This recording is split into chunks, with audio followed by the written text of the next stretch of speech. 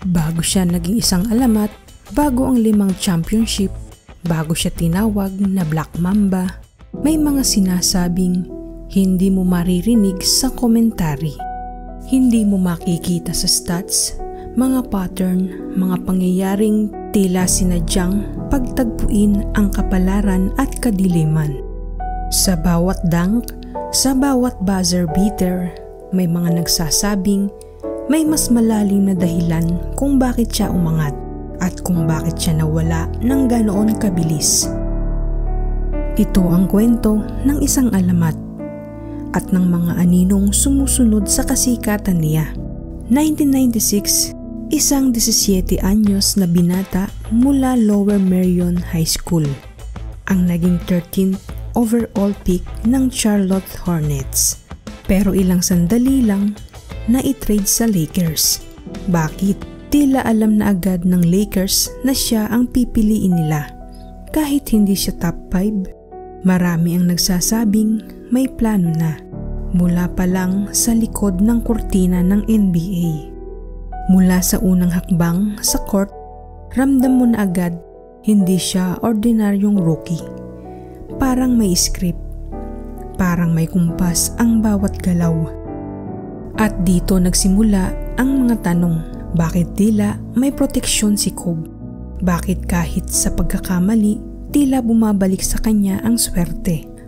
May mga naniniwala, isang grupo daw ng elite figures sa likod ng sport media ang nag-anoint sa kanya bilang susunod na mukha ng NBA. Isang kwento ng pag-angat? Oo, pero paano kung sabihin kong may mga sinasabing hindi lang talento ang nagtulak sa kanya pataas?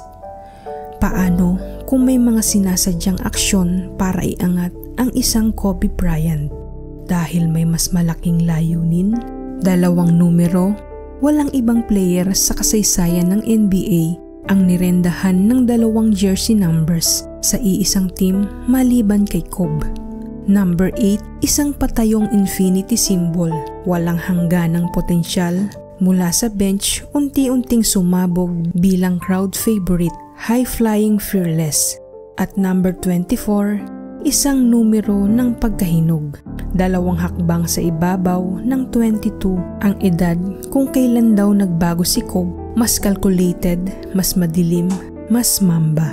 Ang iba, sinasabing simbolismo ito ng 2 persona ni Kobe. Parang ritual.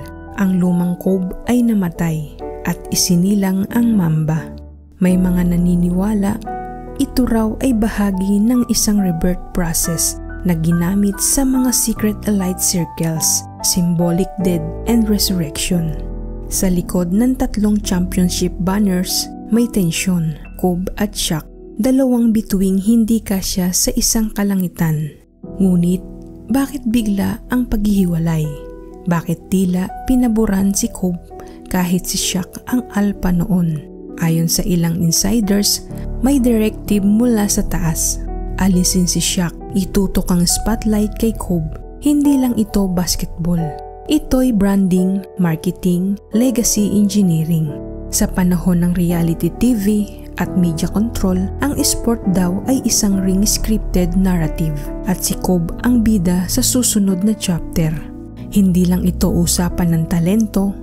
Ang tanong, sino ang pipiliin ng NBA para gawing Diyos ng henerasyon? Jordan ang original, ang prototype, pero sa pagpasok ni Kobe, maraming nakakita ng reinkarnasyon. Parehong galaw, parehong mindset, parehong aura, masyado bang magkatulad o sinadya? At nang pumasok si LeBron, iba na ang laro, mas showbiz, mas maapil. Sinabi ng ilan, ang NBA raw mismo ang nag-shift ng narrative mula kay Kobe patungo kay LeBron. Parang sinulat na script kung kailan i-flip ang spotlight. Kobe versus LeBron, Jordan versus sa lahat. Isang digmaan ng imahe, kontrol at impluensya. Pero ang tanong, sino talaga ang may hawak ng pen sa likod ng mga kwentong ito? January 26, 2020, isang helicopter ang bumagsak sa Calabasas, California. patay si Kobe Bryant, ang kanyang anak na si Gigi at 7 iba pa.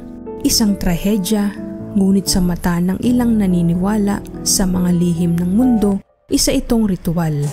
Ang petsa ay January 26, 2020.